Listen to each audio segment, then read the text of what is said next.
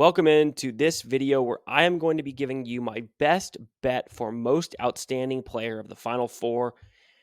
Again, if you like this video, please give us a thumbs up. Throw us a comment. Let us know what best bets you're making for the Final Four.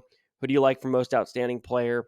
And please subscribe to this channel. It really helps us out. And I'll keep making these videos for you guys. Hopefully you enjoy them. But let's look at this bet.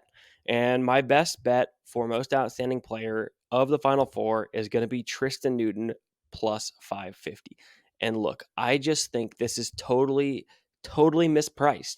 You know, I'm looking at these numbers when they're coming out, and I did a deep dive into this. The two odds-on favorites for this most outstanding player are Zach Edey and Donovan Clingan. They're both at plus 200, give or take. That last time I looked, they were both right at plus 200. I'm sure these lines are moving relatively fluidly here as money comes in, but the third favorite is Tristen Newton at plus 550. And so let's look at this breakdown and see why I think there's value here. So let's start with the assumption that UConn's going to win the national title. Now, does that mean it's an absolute lock? No, but they're minus 200 to win the title with 2 games left. It's probably the biggest favorite we've seen in the Final Four in a long time. Obviously, UConn was a big favorite going into the Final Four last year, but we're going to make the assumption for this video that UConn wins because I think the only other likely team that will win is Purdue. And if Purdue wins, I think it's a pretty set in stone thing that Zach Edey is going to win most outstanding player. That said, I don't think there's that much value at plus 200. So we're going to look at Tristen Newton. And so we essentially have 3 options that UConn has then. If we're assuming UConn's going to win the title, the 3 options to win most outstanding player are Donovan Clingan, Tristen Newton, and Cam Spencer. Those are the 3 odds-on favorites in order, right? Donovan Clingan plus 200, Tristen Newton plus 550, Cam Spencer plus 700. Tristen Newton leads UConn in scoring and assists. He's second in rebounds at 6.7, and he's second in steals. So he is in the top 2 in 4 of the 5 major statistical categories from this team. So just from a statistical standpoint, it's pretty wild that you have the leading scorer, leading assister on a team sitting at the 3rd best odds on the board and the 2nd best odds on his own team by a pretty significant margin, right? Plus 550 versus plus 200. Here's a couple other things to keep in mind for Tristen Newton. So he's led UConn in scoring 10 times this year. He's led them in assists in 28 of 38 games, led them in rebounds 13 times. 8 games this year, he scored 20 or more points. 4 of those games, 25 or more, and he's had a 130-plus point game. He's also had double-digit assists 6 times this year, 7 times with double-digit rebounds, and he's had 2 triple-doubles this year. He's actually the leading triple-double man in UConn history. And he's only been there for 2 seasons. So statistically, right, he's got the best odds to have the best numbers because he's had the best numbers all year for this team. So I like it just from that perspective, right? And then the second part about it is in terms of looking at Newton, he had a really poor Elite 8, right, for his standards. He doesn't have a lot of bad games. He had just 5 points and 5 assists in that game against Illinois. Very, very seldom do you see him have back-to-back bad games. So I think he's also due for a good game. So the spot I like here, especially in the semifinal, remember, we're looking at the most outstanding player of the Final Four. It's not of the entire tournament. It's just of these 2 games, right? So we have a clean slate going into this. And then you look at minutes, right? So comparing him to Donovan Clingan, Newton in a close game, if you look at their numbers on the year, he's going to play 38 minutes in a game that is close. He's going to play 37, 38, usually at least 38, and maybe even 40 minutes in a game that it comes down to the wire. Donovan Clingan, on the other hand, the most minutes he's going to play in a game without getting in foul trouble is 30 minutes in a close game. On the tournament, he's averaging just 23. So best case scenario, right? Best case scenario, both games are close. Probably unlikely. Both games are close. Clingan is going to get 60 minutes. And if Clingan gets 60 minutes, that means they're both close games. That means Newton's going to get 76, right? 38 and 38. So you're looking at a 15 to 18 minute advantage, give or take, right? If it's not close and neither of the games are close and they're both blowouts and UConn runs away with it, Tristen Newton is still going to play probably 32 roughly, but at least 30, and Klingon is probably going to be closer to his average of 23. So again, you're looking at a 15 to 18 minute difference. That's significant when you're talking about 2 games, right? That's close to a full half of extra basketball for Tristen Newton, who already leads the team in statistics, right?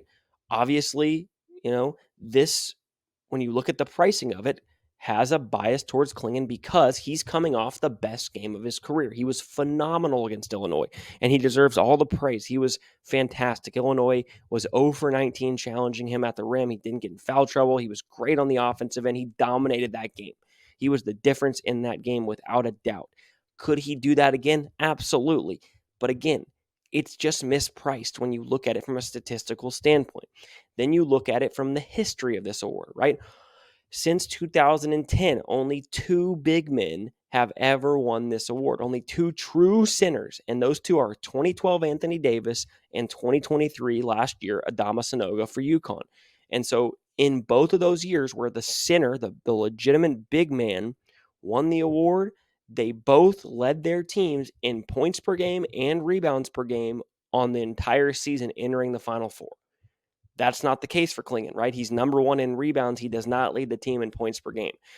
So this would be a first, right, where we have a big man who hasn't led their team in scoring throughout the season and then wins most outstanding player. We haven't seen that in the last 15 years. Just hasn't happened. The last time we saw a big man not lead their team in scoring and win most outstanding player was back in 2007 when Joakim Noah won it. And so it makes sense, right? When you think about it, guards traditionally dominate this because guards traditionally dominate this tournament. When we have players win it who don't lead their teams in scoring, it's usually a guard or a wing who comes out of nowhere. They're usually a top 3 or 4 scorer on their team, and they have a phenomenal 2 games. Think Dante DiVincenzo with Villanova in 2018. He was the 3rd leading scorer, had a phenomenal 2 games, hit a bunch of threes. Luke Hancock for Louisville about 10 years ago. Same exact thing. Went off, hit a ton of threes. He was a wing. You just don't see big man do that often. And so in terms of that, I think, again, value not on Klingon, value on the guard, on Tristen Newton, on the leading scorer. And again, we're getting a much better price. And then you look at the matchup, the possible championship specifically, right? Alabama, you could argue either way, right? There's not really an advantage. Klingon's still going to have to go up against a relatively athletic guy in Pringle. They're going to throw Grant Nelson at him. Klingon's way better than those guys, but it's not like Alabama plays good perimeter defense either. Newton should have his way offensively as well.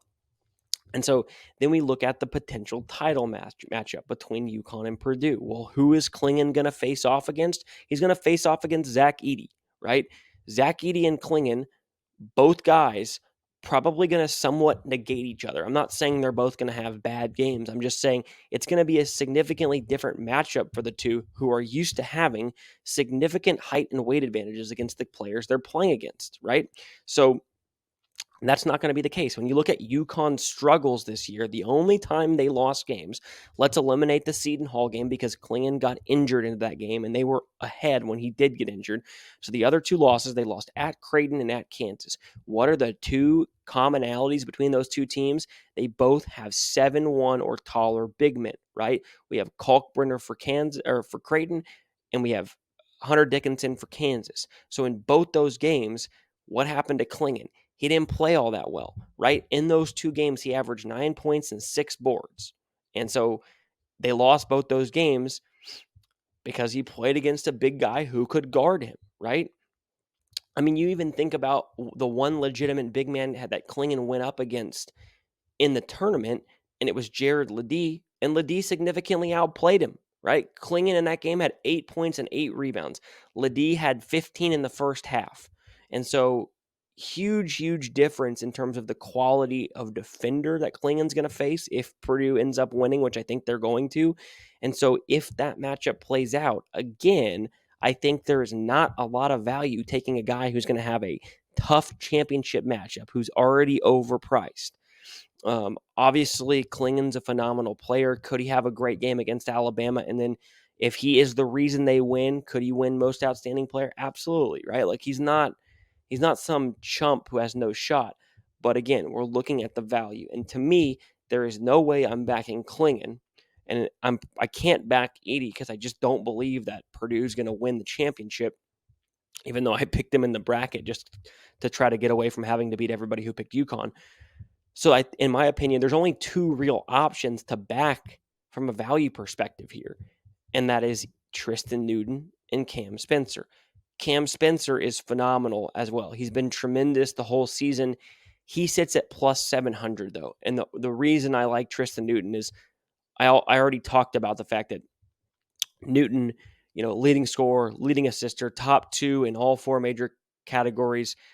And so his numbers are significantly better than Cam Spencer. And as good as Cam Spencer can be in spots, he is much more inconsistent than Tristen Newton. Tristen Newton rarely has duds. He didn't play good against Illinois. Would be shocked if he had a dud in either of these games. I think he's going to be really good.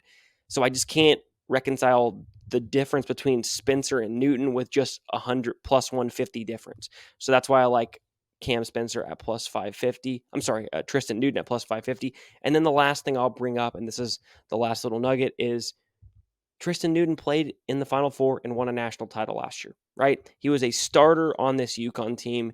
He and Alex Caravan are the only 2 guys who were starters on the team last year. Tristen Newton is now the best player. He's been there. He's experienced winning a championship. He came back for this reason, to make history, to improve his draft stock. He's on the biggest stage. He's going to have 2 phenomenal games. And if UConn does win the championship, you're going to be holding a plus 550 ticket on the guy more than likely to win the most outstanding player, as opposed to backing UConn right now to win the whole thing at minus 200, or backing Klingon at plus 200, where there's not a lot of value when he's likely going up against Edey in the championship. So that's my best bet for this most outstanding player. We're going to back Tristen Newton. I already have done that at plus 550. That's my official best bet for this Final Four most outstanding player. Hope you guys enjoyed this video. If you did, like I said, give it a like, throw us a comment. Who do you like in these games against the spread? Who do you like for most outstanding player? What are you betting? And who do you think is going to make it to the national title? Again, subscribe to our channel. Check out our full podcast we've got. And thank you guys for tuning in. I'll catch you next time. Enjoy the Final Four and check out all my videos and my best bets for this weekend.